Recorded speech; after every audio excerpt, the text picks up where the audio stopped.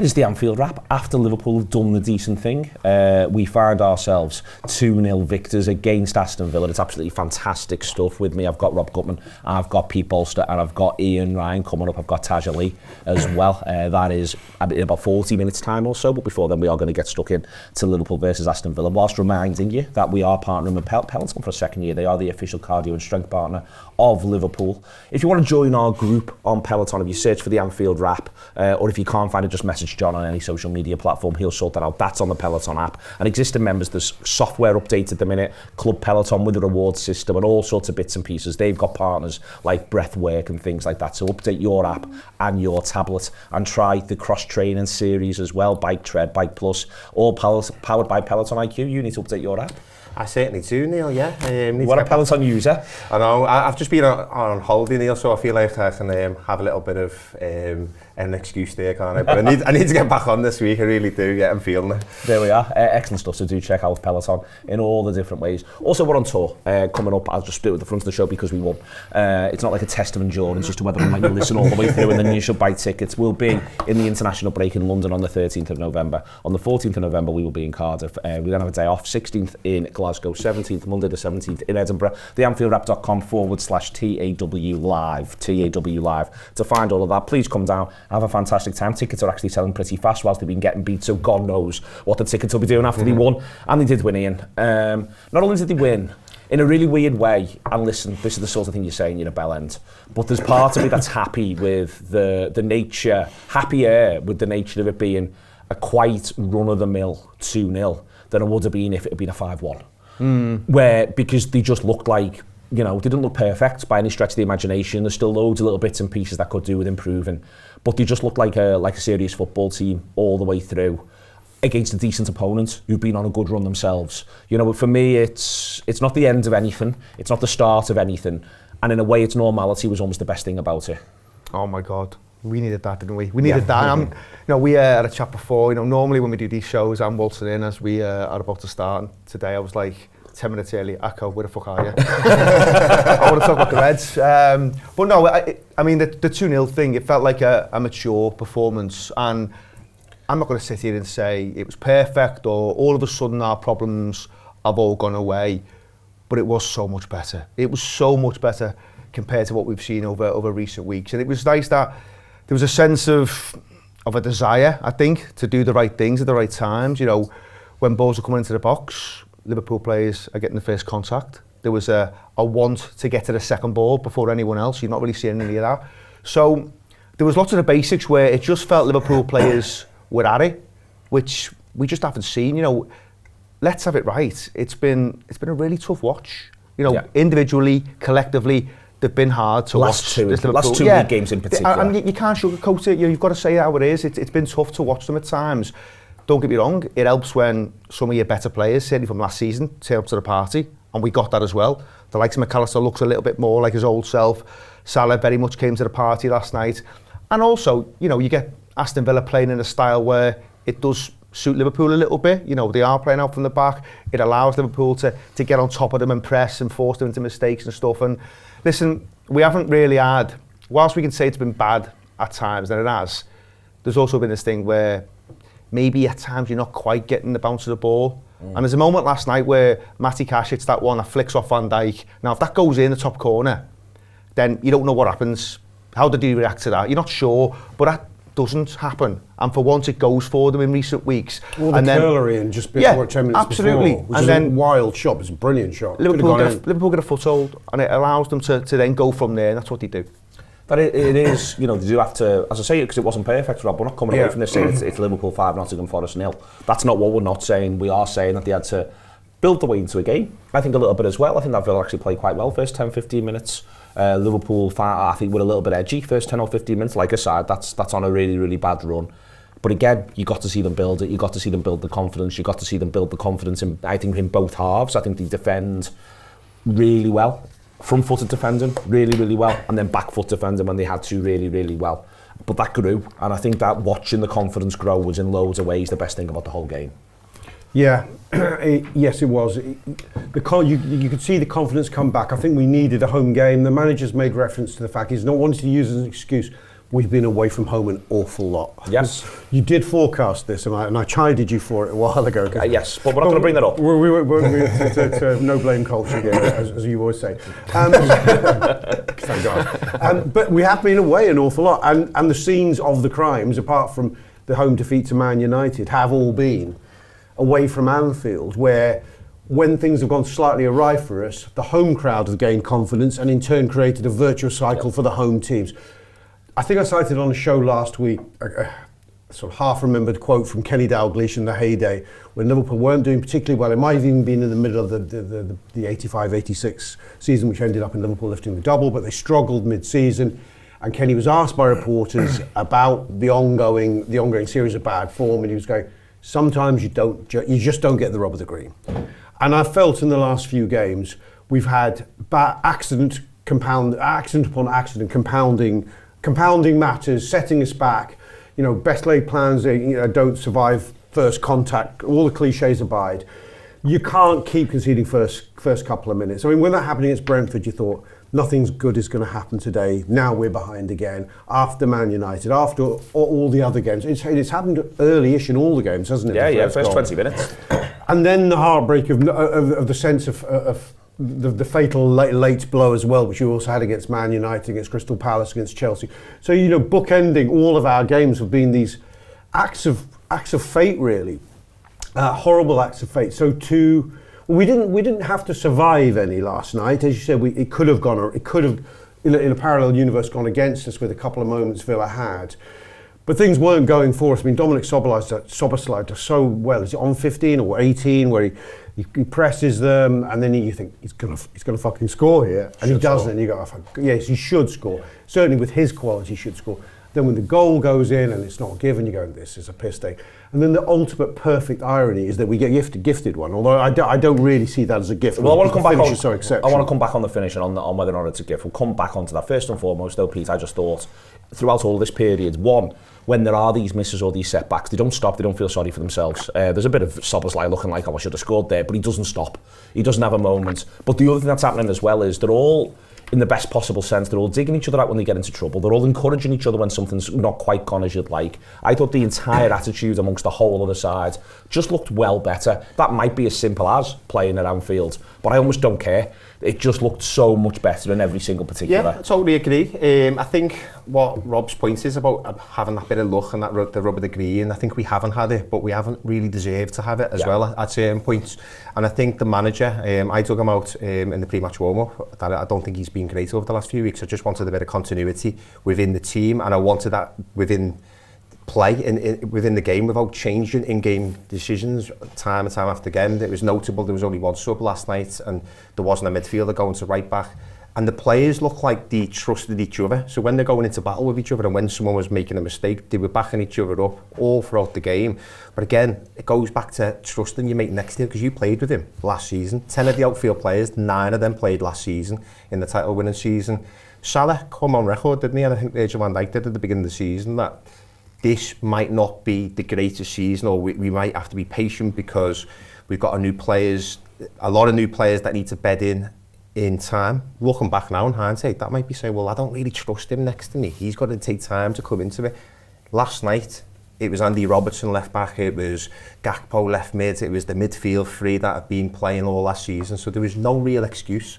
So I think, going back to Rob's point about that bit of luck and what you're saying there, Neil, about reacting in the right way, I think that all comes from that continuity. And then in hindsight now, and it's easy to say in hindsight for me, I'm not honest lot, and you're trying to make everything work in the first so many games, is that you didn't really need to change that much in the beginning of the season. Trying to implement too many was the problem. I think what he done last night was perfect. The backing each other up thing is massive, I thought, and you get a real sense of that last night. But even when we had the game in Germany, in Frankfurt, and Wirtz gives the ball away, he's 80 yards from goal, and he gets leathered for it a little bit.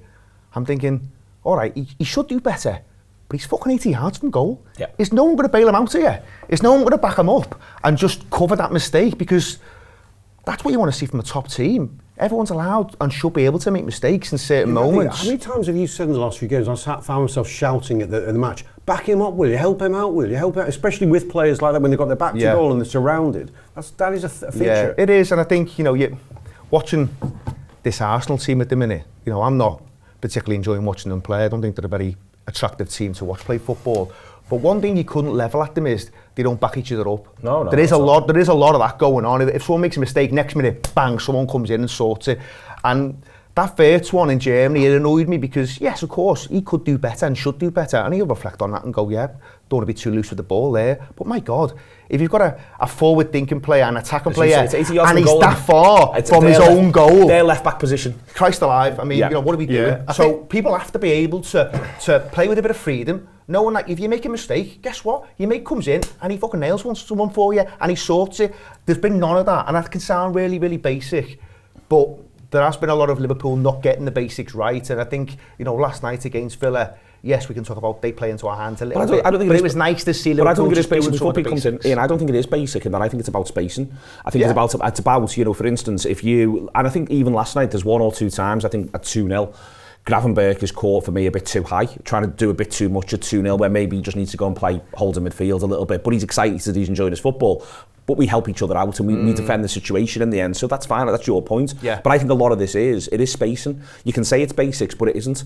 A lot of it is, if you're going to go and do that, if you're going to try that, it's all right because I'm here. Yeah. And I think that a lot of that hasn't been there. And you can say that that's relationships, and I think it is, but it's also talking. It's also talking as you're playing, and I thought there was loads of that last night. And one of the things I saw last night, and it was interesting, Jono was down lower than me, and he said he could hear it. He could hear more talking from Szoboszlai, talking Ekitike through it. So I don't think it is the basics in loads of ways. I think it is. It's down to your team setup.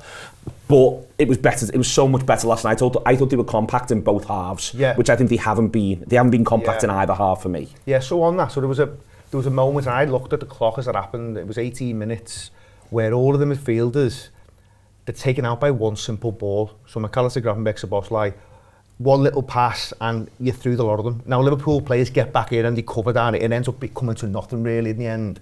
But that's just another example of it. It's not quite perfect yet. There are still moments that they are working through some stuff. But there was a thing of, and again you do see it with Arsenal when they're defending, there was almost this kind of pride in being a unit, in collectively defending. The amount of times, and a lot of it was Van Dijk, where he's high-fiving people and patting people on the back. And again, it can sound quite basic, but it is just feeling like you're a team and people are bailing each other out. And when you do something good, there's a pat there, there's a well done, keep going. That talking point you're mentioning there, it feels like we've been quite a quiet team. And you can't always tell when you're in the ground, but it does feel like there's almost been maybe a little bit of a lack of leadership. And I think you said in your piece last night, it felt like Liverpool had a lot more, there was more leaders on the pitch. And some of those lads have been on the pitch when it's been bad, by the way. It's Absolutely, supposed to that. But it felt like, for some reason, whatever it may have been, maybe it's been meetings in the dressing room, changing room, whatever, maybe it's a line in the sand, but it felt like some of those bigger players, the lads who've been there and done it, they stepped up, they came to the party.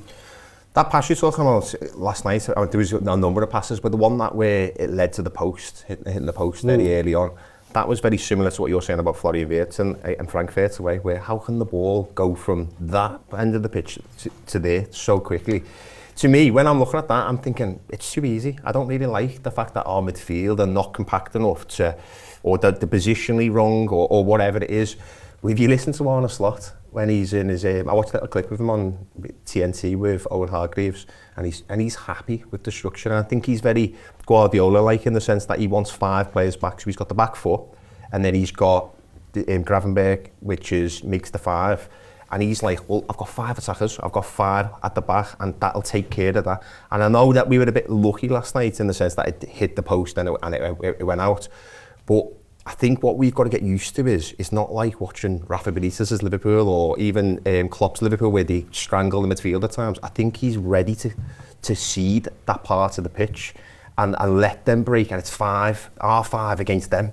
And I think it's visually, when I was looking at it last night, I was thinking, I don't know if I like this. But as the game was going on, it was reminding me of a lot of last season where it was a bit like hit and miss in the first half. But once we took the lead, we sort of then got a grip of the match and controlled it. It wasn't a perfect vintage performance, but it's like we're in control of this. And I always think as well, the measure of how you feel, how much you're in control, is how safe you feel. And the first half, I wasn't massively confident. In that second half, I wasn't worried at all about Aston Villa coming back into it. Yeah, he referenced the manager about how they had managed to beat our press a couple of times, and that's what I thought. They were a good side. You could see they were confident and they're technically strong. But once they'd beaten the press, they then had 20 yards to run into with nothing, but then they came across that wall you're talking about. It wasn't always 5. There was a moment in the second half when I think 4 of them broke on 3. That was the one I'm talking about. When Zuckerberg gets caught wrong side. But do you know what he's trying to dink it into like a TK play, a little one, you know, and that's But go on. But what I did notice was there was a bit more. They were almost ready for it this time. Whether it was the 3-back or the 5-back, more commonly, they were ready for it and they were focused. They go, "This is what we're here for." Van Dijk seemed more concentrated. Even there was a couple of times he really did a nice bit of vintage Van Dijk shepherding, forcing a player wider, getting a wayward shot away. No, I think he did what. I mean, yes, we got taken out in Frankfurt with the first goal, but they were a side that played football at us. We were able to counter-press them, and that's why we beat them 5-1. We are happier against a team that wants to play out. It was weird actually watching Villa last night and seeing them playing out, going, "What the hell is this?" I felt like it's been weeks since I've seen that. Really, I mean, Frankfurt notwithstanding, but it felt like in the Premier League I haven't seen that in ages. Yeah. But a lot of that's influenced by the scoreboard. I think we're going to. Well, they're doing it from early on. Well, they are, but I think, and trust me, Villa come into this, they're on a decent run. They want to play their football, and we are now going to play some slightly different type of opponents anyway. Full stop. You know, but I think the major thing about this is that when you are ahead in games, if sides do want to play fast, play direct, play long, if you're winning, you soak that ball up. And then from there, you can just keep the ball away from them for 3 or 4 minutes. And what that means is they know every single time. Because if you're, my thing about this, and this has been my thing for a while watching these other games, Rob, is, and I'm sure that you know this has been an era of football that's flitted in and out. But if you're winning, if you're a team that's happy to play long balls and you're winning, then the worst case scenario of you playing a long ball is the opposition have the ball but now they're 80 yards from your goal. Yeah. That's your worst case scenario. And if you're not chasing the game, then that doesn't matter because we can just sit in and keep our shape, get our shape right. But if you're not winning, and especially if you're losing, the opposition have got the ball now 80 yards from your goal, but also they don't have to try and score. Yeah. They can just keep the ball away from you, and then the next time you get it, you feel like we've got to do something with it, which means you might be a bit more reluctant then to start sending it long. But the key about this is when a Morgan Rogers shot comes in after 5 minutes, you need to hit the post and bounce back out, and not the opposite. And I think that is one of the key things that Liverpool I've got to still sort of get on top of. But I think this is back to your sort of rub of the green point, because that could just flash wide as much as it hits the post. It could just spoon off his foot and go out for a throw. You know what I mean? But this is, you know, this is to me, this is a key part of all of this, and I think that's what you're sort of saying here. But it was good to see, you know, that Liverpool against footballing teams look really, really comfortable playing football.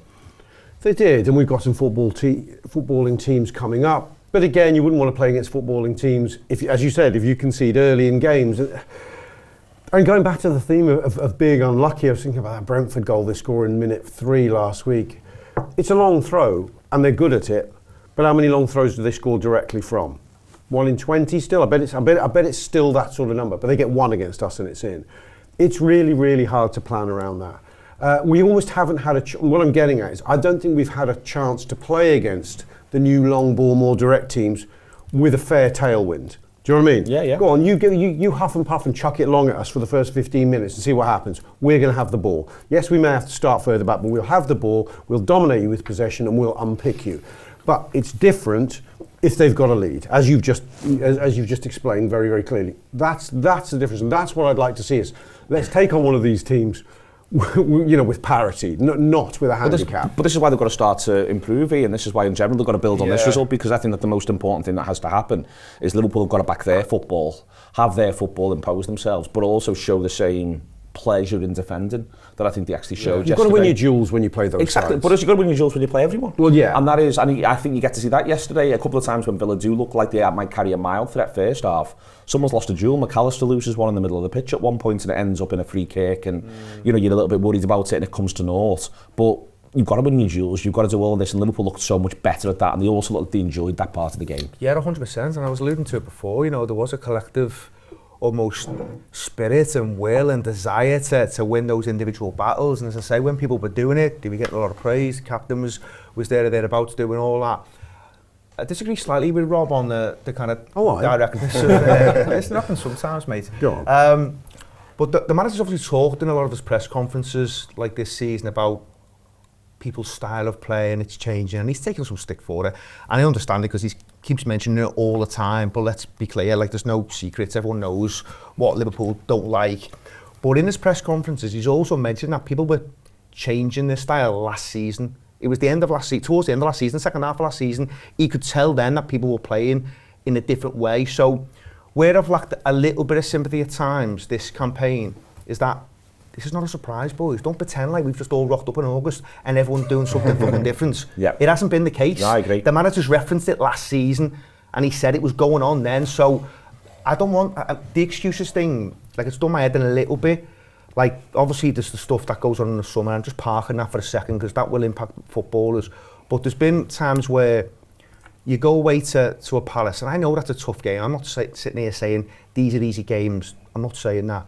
But there's almost been this thing, well, you're going to Palace, oh, they're great, it's really hard, and it's an away game, they've had a great unbeaten run. Well, guess what? After they play us, they don't win a fucking league game for 3 games. And the 5th best Cypriot team go to their place and win. So good teams can go there and win. Let's have it right. Good teams can go there and win. And also there's no surprise. There's no surprise. And also no surprise, but also not get beat. Yeah. Chelsea's hard, isn't it? Well, guess what? Sunderland go there the week after and win 2-1. So it is hard, but Liverpool We're down in 3 minutes at Palace. Yeah, but hang on, Liverpool are the champions. So we're not talking about a fucking, rag-ass team here. This is the fucking champions of England going to away grounds. And Galatasaray, yeah, it's uncomfortable. It's Turkey. Guess what? It's always been that way.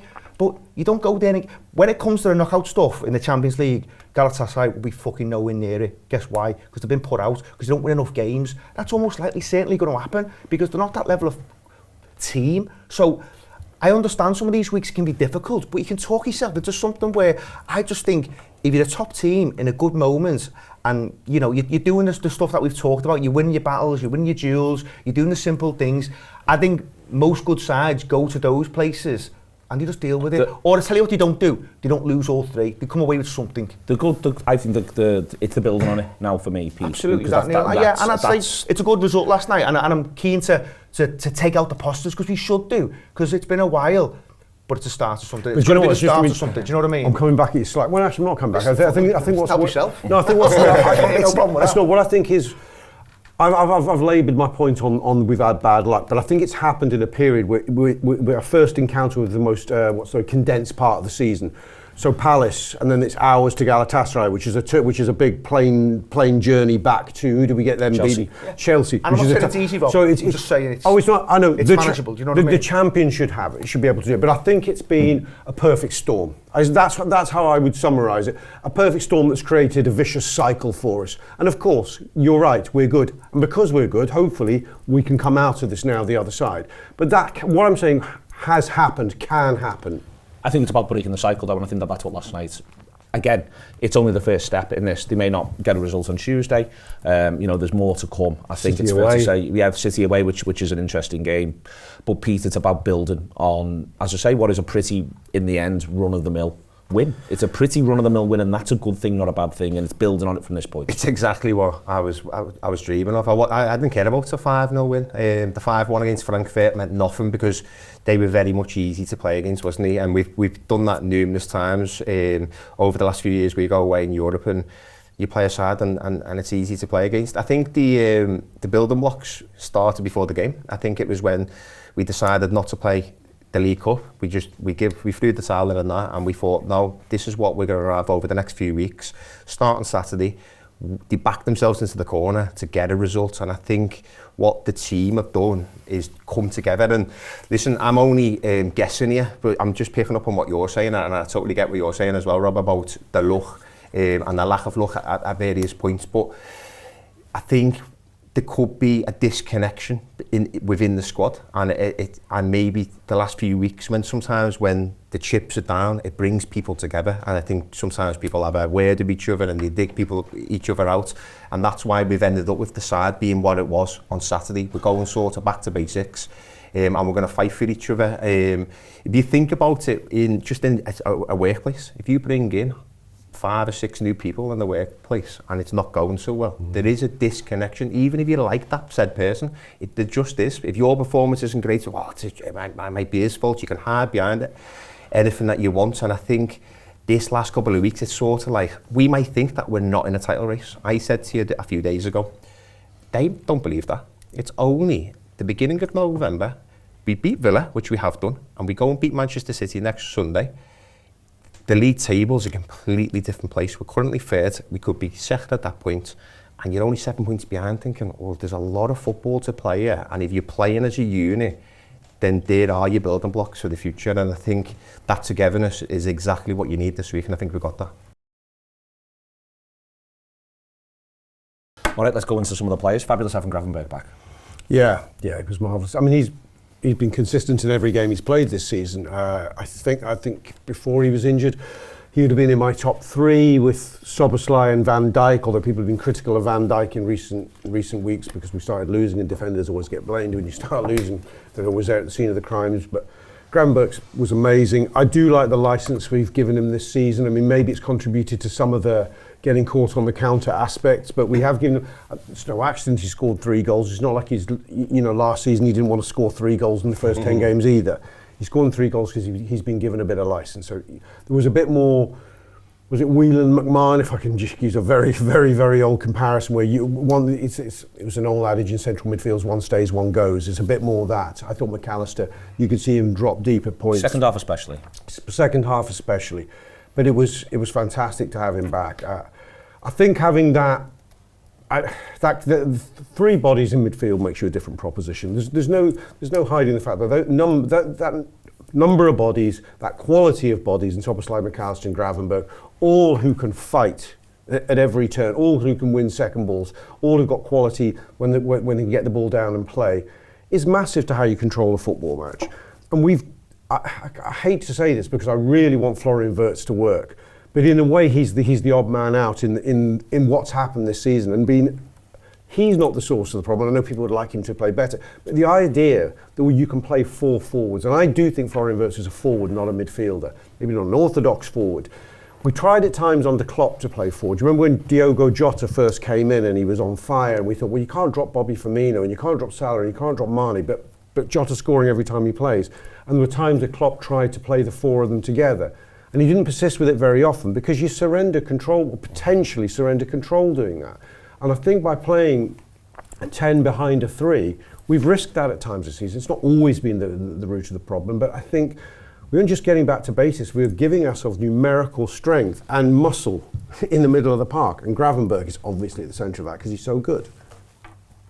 Yeah, am I right? No, listen, I think there's definitely a thing of how do you get Florian Wirtz into the team, given maybe some of those obvious issues around physicality and stuff, which, I think it's fine for him to take a little bit of time to settle in. Liverpool pay big dodo, so that's going to come under a microscope a little bit. And I've said for a while now, you might only start to see the next phase or the next plan or the next iteration of Liverpool when maybe Salah goes away to AFCON, because that allows the manager a bit of license then to do something a little bit different without taking out Mohamed Salah, who I thought, by the way, having had a really tough start to the season.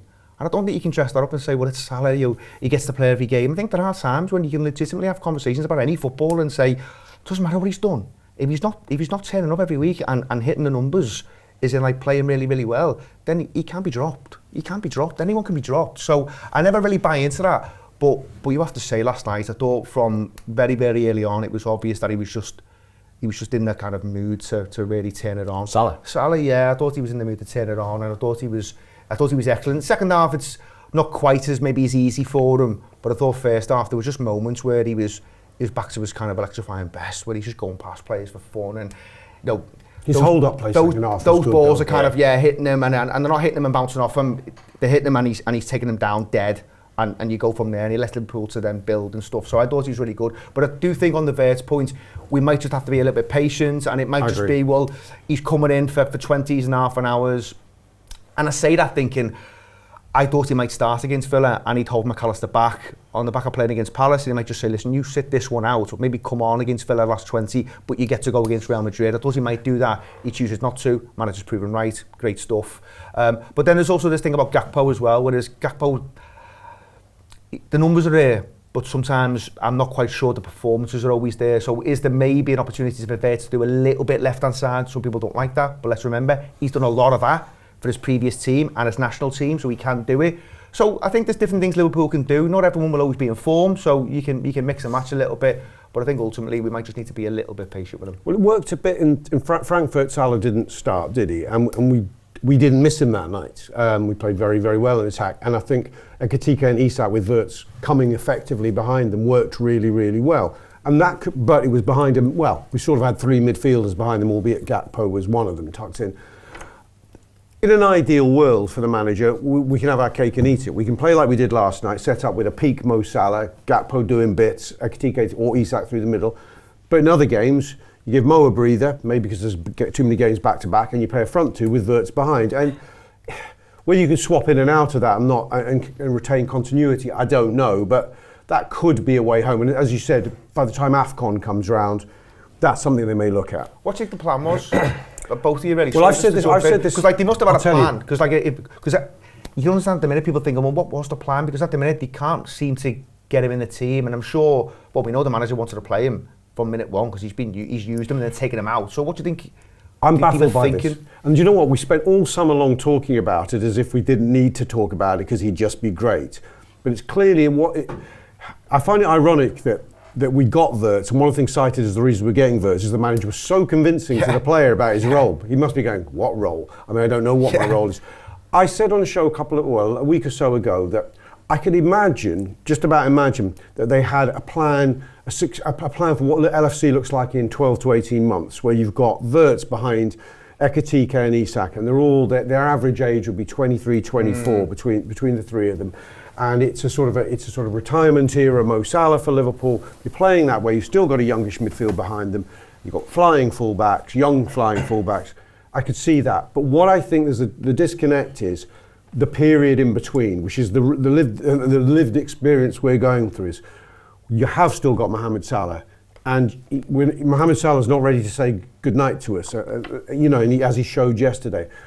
So I don't know what the transition plan was. I think at the beginning of the season, the transition plan was Wirtz can be an aggressive 10 who can also play in a sort of 8 position like Szoboszlai. I hate to say it, I fear that the plan with Szoboszlai was the spare part, in that he was being made into the utility player. So in an ideal world, we had a front three with Isak or Ekitike.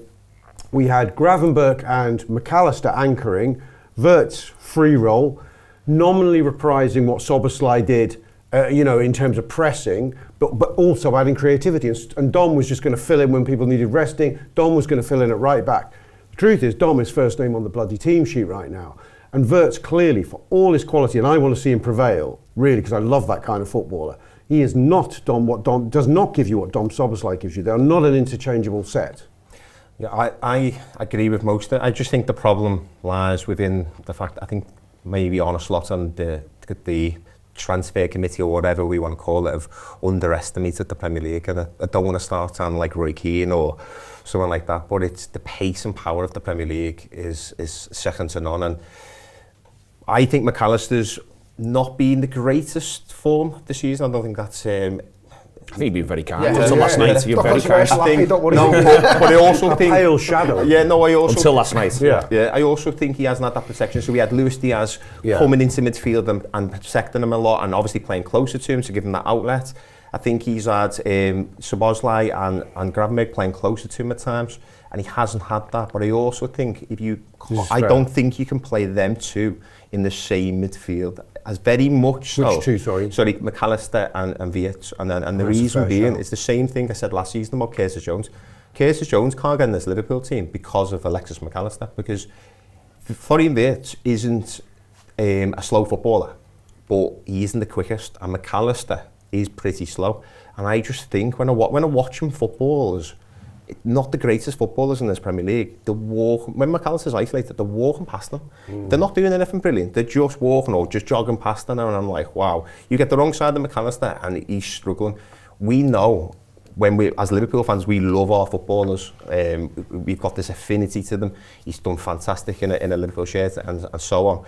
But when I'm watching him, if we sign these current players, we only just got them this week, who would you put in the side? how would you make it work? For me, it's a Bosley, Gravenberg, and then you put Wirtz. If that's the guy that you're going to sign, I don't think they work together. Has he played, sorry to interrupt you, Pete, but has he played much or at all in front of literally just Szoboszlai and Gravenberg as a base? I don't think he has. Yeah, I don't think he's played one game. That is a very important point. I just think you need the legs of Szoboszlai. I think that's why he is the player of the season so far. I think he's fantastic, and I just don't understand.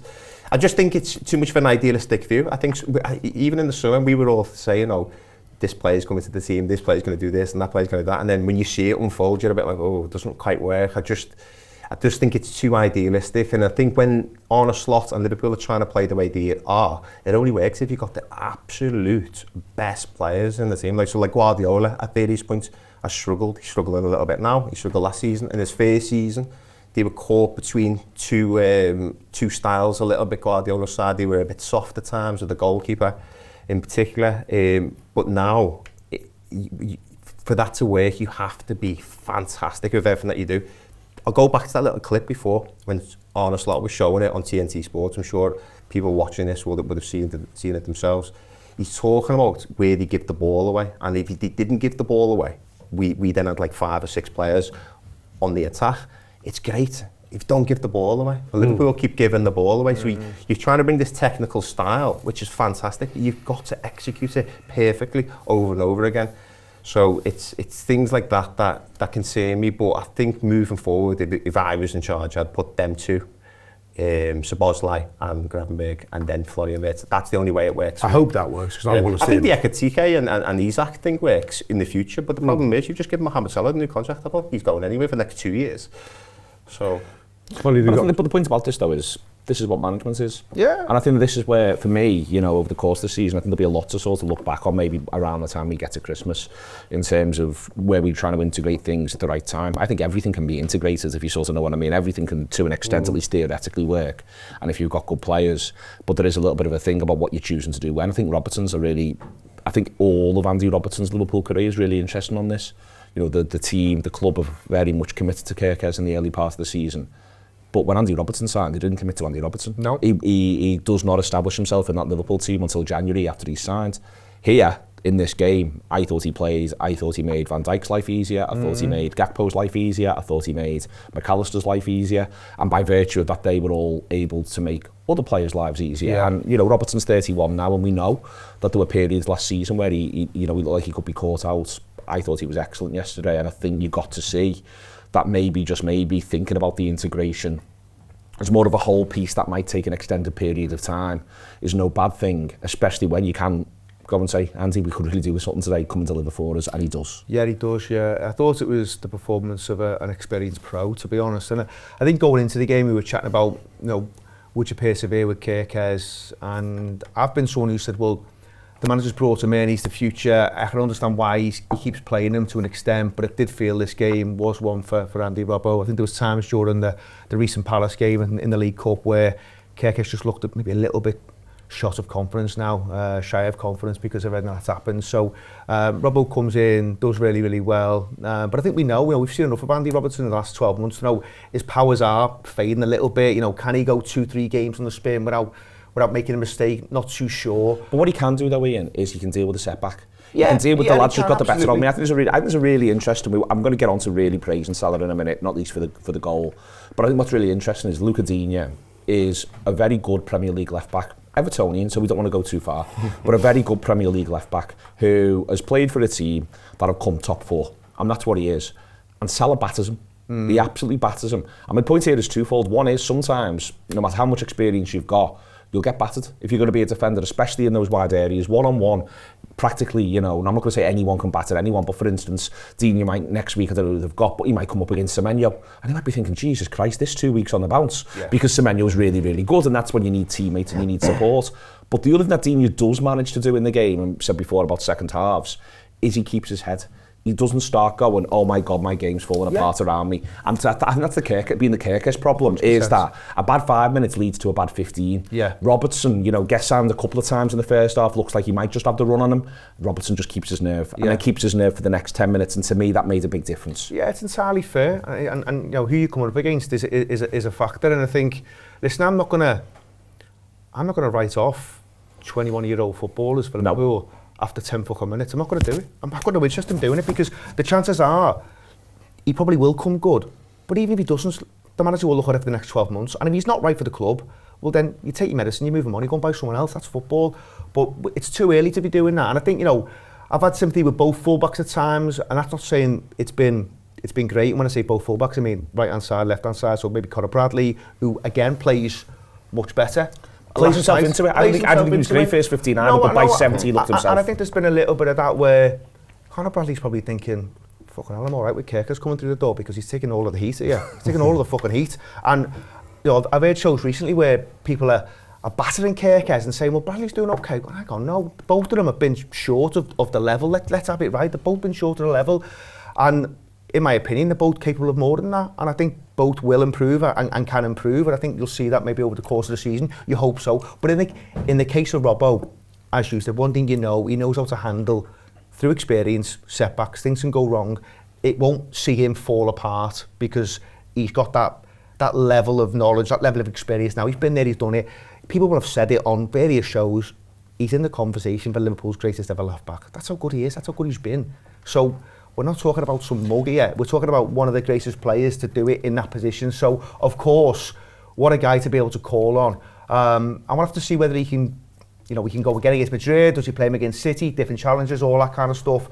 The manager will have to think about that because, you know, I think where I've looked at Robbo sometimes and thought, it's not necessarily who he's up against, it's things like where he's just switched off back post. You see it against Chelsea, but there's been other times as well, even say for Scotland this season, where he gets away with one, where he go with the Salah, he's just switched off. His reactions aren't quite as quick as they once were, but there's no doubt, as a lad who comes in for the lad you bought, there's not many better than Robbo to be able to call upon. I thought he was great. As soon as you just seen him in a Liverpool shirt in that starting 11, he made Liverpool look like Liverpool again. That connection with McAllister, like you said. But going forward as well, there was a few... He really bounces us. Yeah, he really bounces. There was a few nearly balls. There was a ball, I think it was in the second half, and Salah would have got on the end of it for the tap-in, which looked a fantastic ball, which I'm not seeing from Kirkes, and I think he is right in the sense that you don't write a footballer off. He's had a couple of good performances. At this moment, I don't know what's going to happen next. I don't know if the managers just put him in for yesterday, in the sense that, like, well, Kirkes has got to play against Real Madrid. I'm sure their wingers are going to be a little bit more trickier and a lot more quicker. The same for Manchester City. So maybe he's saving them. Maybe there's a big more of a confidence boost here for Kirkes than you realise. He might be saying, I'm saving you for Real Madrid and I'm saving you for Manchester City. And actually Kirkes is all right and he's ready for that moment. Or maybe this is a moment where he's like, well, no, this is the 11. Everyone outside this 11 needs to work the way back in. That could be the possibility. Maybe that's why we didn't see many substitutions.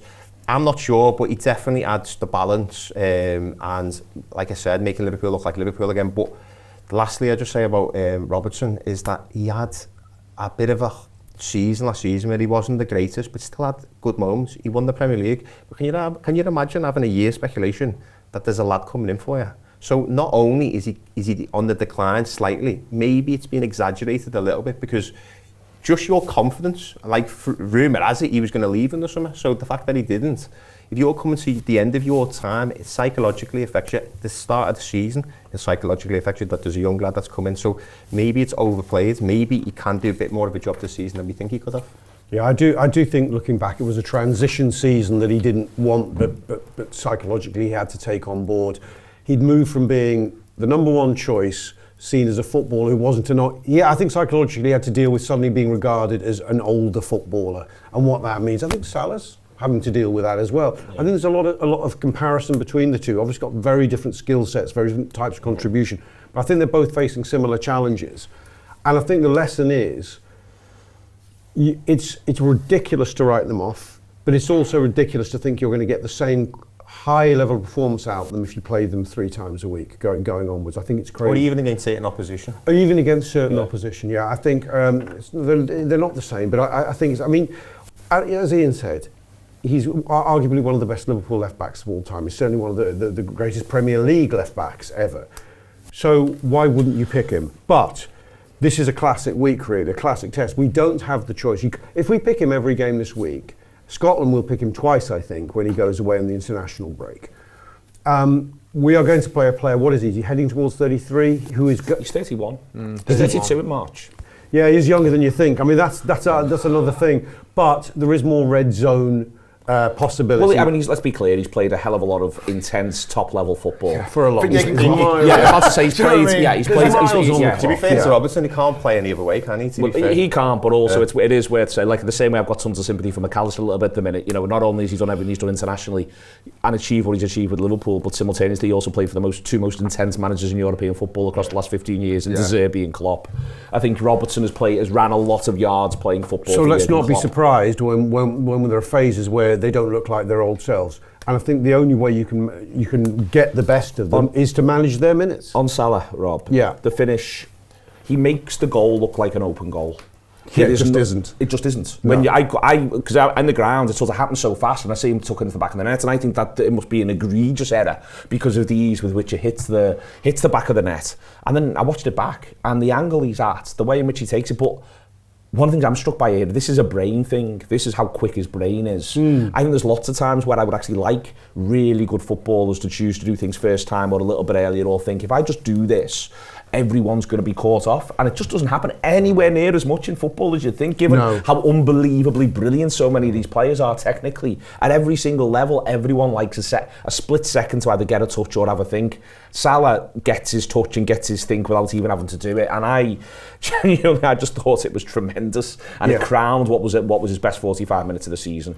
It's a quiet bit of genius because it's visualising the pitch and your task in different ways, and the very, very best are able to see that. He scores a goal, it's not the same, but it's a similar sort of principle against Southampton away last season, I think. The ball's coming over the top, everyone's saying, Salah could be in if he controls it. He makes his control go past the keeper before the keeper's even set. It was the oddest, one of the strangest goals I've ever seen, but it's only because of his creativity that he could do that. That finish yesterday, it's not on, I don't think the vast majority of other forwards in that position take the shot at that point. They take a control and go, I'm in here, take a touch, have a look, do I then get my shot away or do I square it? He's going, if I'm precise, it's a goal. And it's easier than take, his brain has done the computations, it's easier than taking 1-2 touches and squaring it, if I'm precise. And that requires extreme focus in the moment. And you don't see it very often. It's like forwards who score at the near post, in that top postage stamp, the near post. You don't see that often. Torres used to do it. I think when I've seen that, I go, that's genius that you can see that, because actually you're so close to there. You might as well put it there, but there's almost a mental block with players. I remember seeing Gianfranco Zola do it. This is going back in the 90s for Chelsea. He was cutting in on the byline. Players in the box, edge of the 6-yard box, screaming for it. He thinks, I'll take one more touch onto my left and I'll just whack it in because I'm ridiculously close to the goal. And he did it. I saw Suarez do it early on in his career against Sunderland. It's that sort of, it's just a way of thinking that only the very, very best, I think, generally can do. He was back to his focus. I think it's symptomatic of what he was yesterday. He was focused again. You know, his touch was there at every turn. He was strong again. I always forgot how strong. He runs away from Maatsen second half. Maatsen's come off the bench, and he runs away from Maatsen second half. But he does. And Maatsen is a young left back who's being brought in for pace, and he runs away from him. He does it through the quickness of thought and the touch. He's not got the explosive pace. But if you sent somebody for the proverbial echo, you've already bought yourself 2 yards on them, and you can then do that. Yeah, he was incredible. If he can keep that up, I mean, that wasn't just his best performance of this season. It's probably his best performance since February, notwithstanding the game against Spurs when we won the league, where I thought he was superb. But since this calendar year, I've not really seen that kind of. It's not a 90-minute performance. You don't expect that from forwards necessarily, but that sort of completer, sort of from the beginning of the match to the end of the match type performance. All right, great stuff. Coming up now, before we get into Real Madrid, here is me a few weeks back talking to Taj Ali. It's Neil Atkinson joined by Taj Ali to talk about, well, a variety of things, but I want to start off with the website that he set up called antiracistradar.co.uk. First and foremost, why? Why now? Why does it feel so pressing? So, just cast your mind back to a year ago. We had some of the worst racist writing in living memory. As a journalist, as a Muslim journalist, I was being given so many reports of racist hate crime incidents, attacks on mosques, Muslim women having panic attacks, terrified in their homes. And what we found was that our political and media class moved on very quickly from those riots, as if it was just a blip in an otherwise peaceful country. And since then, we've seen further attacks on mosques, we've seen people being targeted. We find within the ethnic minority communities, very few people are reporting racist hate crime. Okay. And often when these things are reported, they're often not dealt with properly. So we've had instances of Muslim women being spat on in Wales, reporting it as a racist hate crime, being called the P word, and the police dismissing it as low-level antisocial behaviour. We've had cases of racist violence which haven't made it into mainstream media. And so the thinking behind setting up this new initiative, RADAR, reporting and documenting acts of racism, is one, to give ethnic minority communities a chance to report racist hate crime, a community-led grassroots approach. This isn't government funded, we don't get any external backing, it's all just a group of volunteers. And, well, there's a GoFundMe on the website, isn't there? There is a GoFundMe on the website, and we'd rather keep it that way. We want to stay independent because we believe sometimes the moment you are, attached to the state, there's less trust within communities, and so we want to keep it grassroots. So one aspect is allowing people to report racist hate crime. Once you report racist hate crime on our website, we will then get in touch with you. We will then signpost you a list of services that you can access. And we'll also take on your case and say to the police forces, we want you to deal with this. We'll present it to the British media and say, we want you to report on this. And it's about advocacy. The other aspect of this is really trying to gather a picture of what is happening up and down the country. We've seen since August a number of racist attacks. There was a woman shot 3 times with an air gun in Bristol. There was the horrific sexual assault of a Sikh woman in Oldbury. And we've seen other incidents, attacks on mosques, again, Muslim women being targeted on the street. And these are often things that you'll hear on a WhatsApp chat or on social media, but it's not really had any coverage.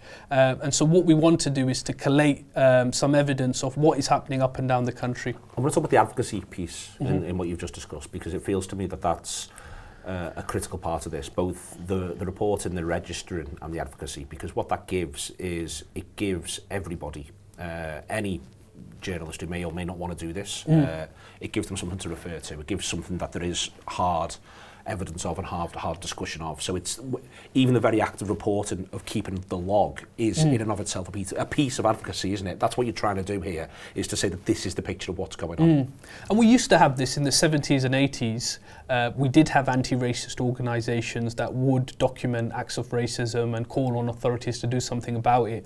I think what we've had since the 80s is the policy of state multiculturalism, where that grassroots community-led anti-racist movement has now become diversity and inclusion initiatives in a boardroom, in the council chambers, and there's a disconnect between people in the NGOs and people within communities. And we're trying to bridge the gap.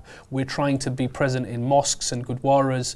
And what we're also finding is that the more geographically isolated, smaller Black and Asian communities, many of whom live in Merseyside, they feel extremely isolated. They don't necessarily have that community support. And so we want to provide that support and connect people up and down the country as well. Well, you mentioned there about grassroots, about the way in which things can have people effectively feel as though they are separated, and be, as you said before, geographically separated.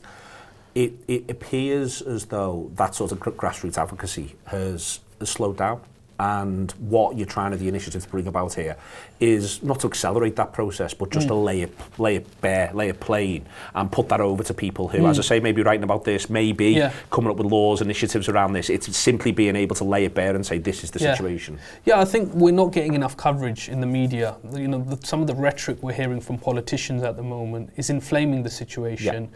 We all have differences of opinion. Some people are concerned about immigration. Some people are concerned about the asylum system. We should have frank and open discussion. But what we're seeing now is hatred. It was interesting. A few weeks ago, my flight was delayed in Sarajevo, and I was with some Plymouth fans. One of them had an England tattoo on his arm, and we had a great conversation. We had a lot of chat, and then one of them turned around and said, "What do you think of this burqa thing? Is it being forced on Muslim women?" And it just so happened that my sister, who wears a hijab, was around the corner, and so we had a great chat with them. A few days later, Plymouth played Luton Town. and the local mosque was giving out refreshments. And those guys had not really interacted with black and Asian people. I spoke to them about my mum's experience facing racism, having alcohol poured on her hijab. All three of my sisters who wear their headscarf have faced racist violence. My sister, one of them is a doctor. She was in Great Yarmouth pushing a disabled woman up a ramp, and she had a guy, just call her the P word and say, get out of my country. When she's been operating and looking after patients, there was one individual who said, go back when you can speak English. This is the daily reality for visibly Muslim women. And so what we want to show people who might not see this side of things is that we're just human beings like you, and we shouldn't have to face this level of racism and hatred.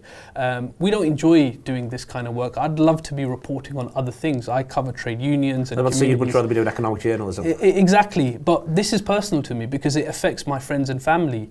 And so that's why we felt it's really, really important as journalists, as people within communities, to just show people what is happening, because I think people really underestimate the levels of racist violence that we're seeing on our streets. And as part of that, you've just described one there, begin to have difficult conversations. Welcome difficult conversations, look to embrace those moments, because finding the way to embrace those moments is finding the way to be able to both educate yourselves, but also educate other people about what it is that's happening.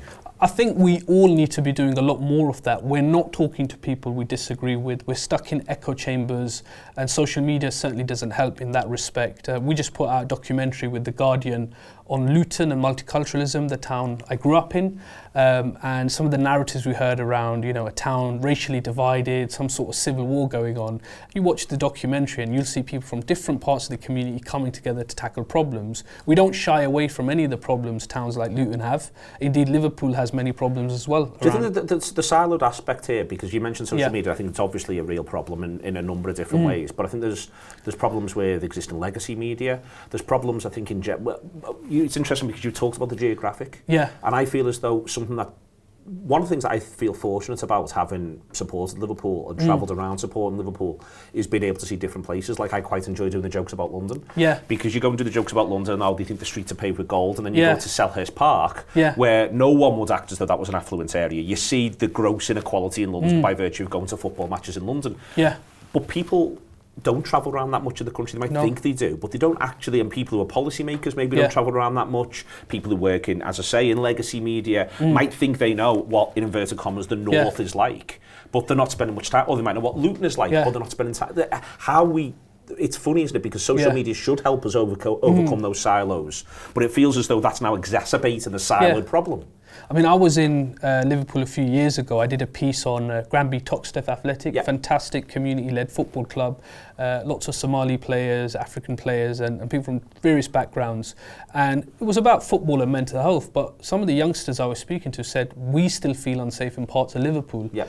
And I was astonished as a fan. Liverpool's always had that reputation as coming together. We cheer on Mo Salah when he's doing the sujood prayer, when he scores a banging goal. But we still have problems in these areas, and they've been working extremely hard to break down barriers, doing a football tournament across the city. I think we've all got to do a bit of work to bring communities together. As a journalist, the more I've travelled, I was in southwest of England, Devon and Cornwall, and they're talking to me about the housing crisis there with all the second homes and tourism, and I'm saying, well, that's not that different to Brick Lane and Brixton, where they're being gentrified. We need to bring our communities together. If you go to the northeast of England, some of these pit villages, or you go to the coastal towns southeast of England, they have nothing. They've lost their industry, they've lost their communities built around industry. They're angry, and they're right to be angry. And what our argument is, be angry at the right people. Well, I think that I've long thought this, for instance, if you compare somewhere like Liverpool to somewhere like Southampton, somewhere like Portsmouth, I long think, and certainly I feel as though on a personal level, when you're in the areas, there's an unbelievable amount of similarity between people from Liverpool and people from Essex. Yeah. I feel as though, there is a similar sort of type of humour, there's something around all of that, but it feels as though that somehow, even again, before you even get into a question of race, there's been a geographical thing that's dragged across there as though you can't find those similarities. Those similarities aren't there for you to find. And that siloed thing, I think, is something which is not in the interest of the ordinary people of the country. And so undoing that in every single sense is crucial, and in no area more crucial than obviously in where race is concerned. Yeah, I mean, you know, sometimes there is racial segregation in multicultural towns and cities. So if you live in an area where you've got lots of mosques and you've got halal meat, that's great if you're Muslim. But if you've not got a pub there, then you might not necessarily want to live there, and that's not driven by hatred. And it's really funny when people talk to me about racial tension in Luton, and I'm thinking of all of my white friends. Josh, big Liverpool fan, he'll probably watch this. Phoebe, others who I grew up with, who I went to college with, who are some of the best people I know, who are committed anti-racists. When you grow up in a multicultural community and you're surrounded by people from various different backgrounds, you treat individuals as individuals. You'll get horrible people in all communities. You'll get great people in all communities.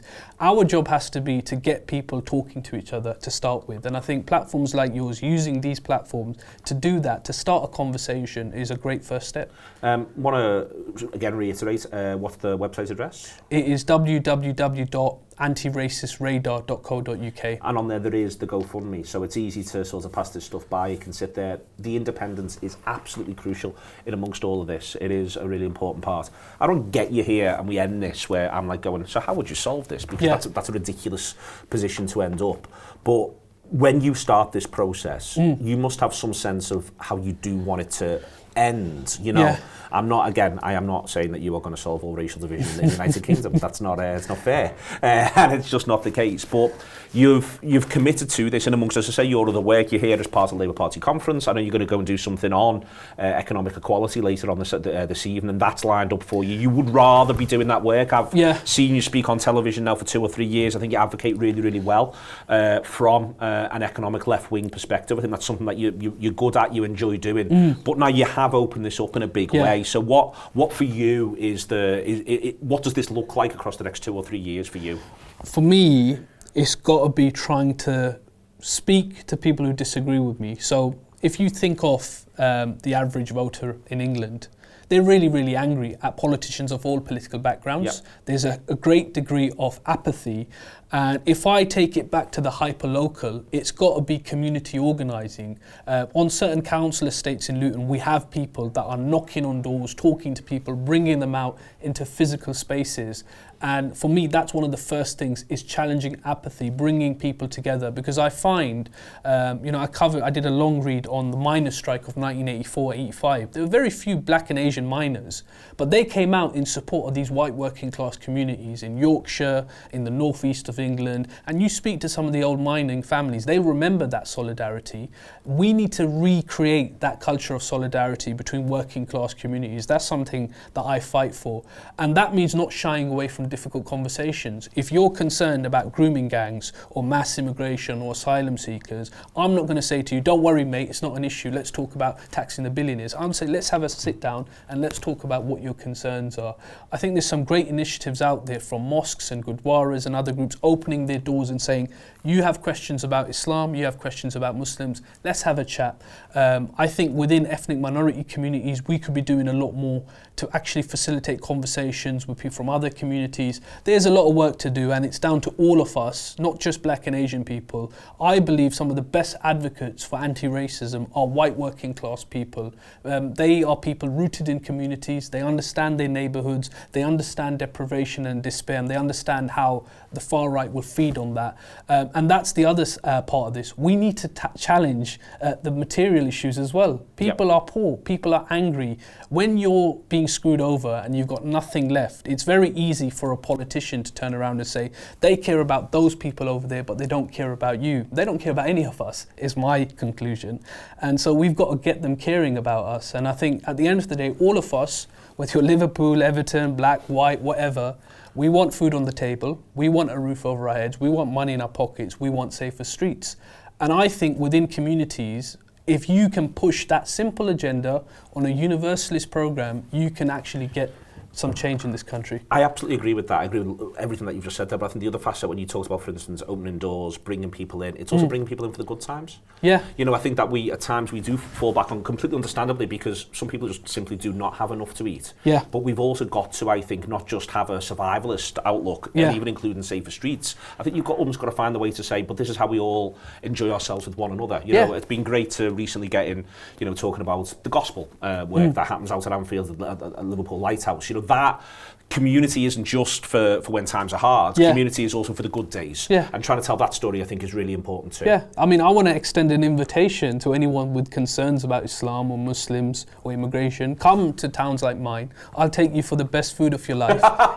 And you will never have a bad word to say. I mean, it's multiculturalism can be a beautiful thing. You know, taking from other cultures, appreciating it, bringing people together, learning from each other. And as someone like yourself who's travelled, you can understand the beauty in all of that. And so, look, people will have fears, people will have anxieties. Nobody likes change. Nobody likes getting out the comfort zone. But sometimes you need to go through that process to really understand what life's really like. And so, yeah, I sometimes feel sorry for people who are so bigoted and so narrow-minded and so racist that they don't get to enjoy in all of these things, because it can be a beautiful thing. You know, it's a politics of, I think, absolute despair and sadness. You know, I genuinely do believe that. I think it is a politics that just closes the world off, and I think opening the world up is the best thing that we can all do for one another every opportunity. Thank you very much to Taj. You know where the GoFundMe is. We'll be putting some stuff out there. Take it easy. Thank you very much to Taj for coming in, and do reflect on that and have a little look at everything that he's put forward there. I want to talk about Real Madrid briefly. Ian, did a Euro report show for subscribers later on. They whacked Valencia at home yesterday, and Valencia are not the side that they were, but it is just sort of worth saying that they played 11-1-10 in the league. They played 3-1-3 in Europe. They undressed Barcelona without the ball 2 weeks ago. But in the defeat, they got hammered 5-2 by Atletico Madrid. And there's some odd disquiet in a really oddly Real Madrid way that some of the players aren't that happy. I mean, the results suggest they're happy, frankly. No, I've heard similar things, you know, with obviously Alonso being there now. It's kind of, filtering over to us because it makes news. It'd be a tough game, you'd imagine it would be. We've got loads of history of playing them. You know, that Atletico scoreline does catch it off guard. You just don't expect to see that. Obviously, you know, local game, and you know, Real Madrid get battered 5-2. And obviously, we've played Atletico this season, beat them, played really well, I thought, for the majority of the games. One of those performances where you go, Liverpool for large parts were great that night. And well, Atletico being battered by Liverpool and Arsenal, let's say, the scoreline, the 3-2 flatters them. So it is a bit of it does seem like a bit of an odd one, but it's a home and away thing and all of that. Yeah, absolutely. So, listen, in terms of team and stuff, you know, would it massively shock you if the manager said to those lads, go again? You could do in terms of selection and stuff. Now, I think, you know, we've had a conversation about the left back and stuff. Can Robbo go twice? You know, is it a game for Vert where maybe it is slightly slower, less physicality? You could maybe use him in this game. So maybe there's one or two changes in the manager's mind. But it certainly wouldn't surprise you if you can't, 9 of those players taken to the pitch again after a weekend. The thing we need to be conscious of, Peter, is that when they beat Barcelona, they only had about 31% possession. So, and it wasn't like a smash and grab either. They had the majority of the chances. They had better chances. He misses a penalty. Mbappe at one point, they win 2-1, but they're much the better side, but they only have about 31% of the ball. And that's what I think we've got to watch out for here, which is I think they're currently a side, and this is why there's a bit of disquiet. I think Real Madrid and the Real Madrid players feel like they want to be, when we're on the pitch, we're the dominant force. And Alonso's setting them up cleverly, and he's setting them up pragmatically, and he's getting results with it. We've got to be prepared for that. Let them have their fallout separately. We've got to be prepared for the best version of them. And it would not surprise me if they come to Anfield and say, you know what, for extended period, you can have it, because as soon as we get it back, we're going to absolutely fly at you. Yeah, maybe that's something that we need to look at in the sense of, do we need to be so gung-ho? Because I think against Arsenal, we were a bit more reserved and a bit more, had a bit more nous about us. We didn't just go gung-ho. Kirkes, we were talking about him, he had one of his best games against Arsenal. But that's what I'd probably like to see, because, like you just said, against Barcelona, the fact that they just completely took them apart with having that little of the ball, it's not exactly, I don't want to be going to Anfield on Tuesday night and that happening to us, especially because Arne Slot has had that experience now of watching them and them setting out tactically to do that. There is a bit of disconnect, but like with Xabi Alonso and the players, I think Vinicius Jr. had a bit of a go at him, didn't he? Yeah. Coming off the pitch. So I think it's not all rosy, but the results are, and I think that's what. It won't matter by the time we play them because nothing's going to implode. On the pitch, well, at Anfield, Yeah. He's not going to play Trent, is he? I doubt he starts him. Trent hasn't started the game so far, has he? So I very much doubt He wants Valverde on the pitch. And Alonso knows if he starts him, the crowd are going to be bang up for it even more, aren't they? Because that will just get people going. So I think Alonso's a smart fella. He'd be amazed if he's anywhere near the starting lineup. He'll be on the bench certainly, I think. I think he'll just protect Trent as well. I just don't think you bring a footballer on when he hasn't played for a few weeks through injury. He's only just back through injury. And Yeah. I'd love him to start. Like, What's their Champions League results been so 3 far? wins.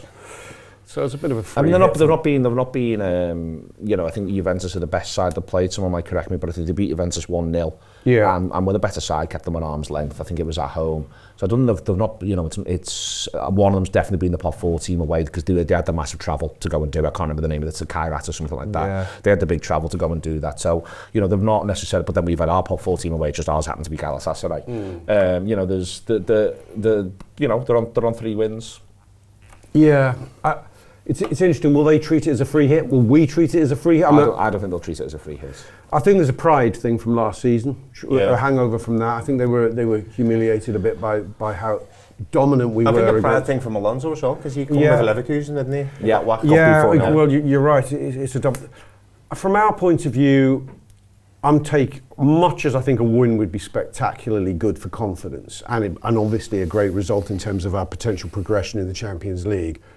I'm sort of taking a draw if you'd ask me because I don't want. Look, we can play quite well and lose to Real Madrid. So it's true of both these games we've got this week. By the way, there's a commonality about how we should approach both. I really don't want to see Liverpool get beaten again this week. And it's 2 tough games where you can get beaten and also and have to sort of suck that up. Yeah. I really don't. I think want to they're see 2 Liverpool different get competitions, but they massively link in with each other. With City on the horizon, and I think what does go in our favour this time, obviously, it's a quick turnaround from the weekend to the Real Madrid game, but then you've got the Tuesday, Sunday thing. It's a big gap, that. It does allow players to give it absolutely everything, and I think Liverpool, on the back of a good win against Villa, I think... So would you go unchanged? I don't know. I think you'll have to have a little look at 1 or 2 and just see where they are in terms of, as I said before, the left back. Can he go again in a short space of time at the age he is? I know 31's not that old, but back to the legs question. I think if the manager can get up the same 11 on the pitch, I don't think he'll be too far from that. But it wouldn't shock me if there's 1 or 2 changes. I don't know about Robertson. I think that's why when I'm watching him, I'm confused. I love watching him, and I think, like I said before, we look so much better with him, but just in a foot race. So who's playing on that right hand side for Real Madrid? And that's what concerns me. Who has it been this season? What they've been doing in the bigger games is that Bellingham's been coming off the right and filling into a midfield area. So it's not been. He's had Vinicius on one flank, holding the flank and being the threat. He's had Mbappe through the middle, and then he's. It's been a little bit asymmetrical around that. So he's had Gullet, he's had Bellingham, there's been a couple of others. So there's been a bit of chopping and changing. He could just throw Rodrigo in and have Rodrigo play off the right. He's not been doing much of that, but he could do that. He's got options is the key point here. Mbappe's got 15 goal involvements in the Liga this season. So even he's really on form, and he missed the penalty last season, didn't he? So I think there is a lot of last season what's going on. The only thing that plays into Liverpool's hands is the collective attitudes of Real Madrid. I feel like they have got big egos. I think Jude Bellingham in particular is not. Vinicius is a war. Vinicius isn't happy. Yes, there's bits and pieces. I'm a little. I'd go unchanged. I think. Actually, I say I change chop and change all the time because I'm more fun. But I've picked Florian Wirtz. I tell Isak to get out of bed and play. But I think this manager, although he has shown himself being more prone to rotate this season, I think he'll think the dividend I got for sacrificing the League Cup is I get to play on unchanged teams this week, Villa to City, and I think he would have been very content with what he saw against Villa. I'm not sure where he makes his change. I think Robertson, I said we should rotate him, but obviously he's 31. There's a nice gap between Real Madrid to City. I think he could virtually go unchanged all week unless he senses somebody complaining about a muscle or something like that. It really could be all the same 11 throughout. Is there any sign of any of the players come back? It's such a small turnaround time. I just think you've always got to go on By Friday. City, you could look at. If we're lucky, I think we see Isak and Jones back on the bench for City. That's what I like list. Okay, that's excellent stuff. That's you know, the Anfield Wrap this week feels absolutely fantastic. Very, very pleased. Thanks to Rob, thanks to Ian, thanks to Pete. Liverpool are managed to win again. Doesn't everything feel good? Thank you very much to Peloton too. Jordan for looking after everything on this Sunday. It is November 2nd and All Hallows Eve is gone and been. See you later on.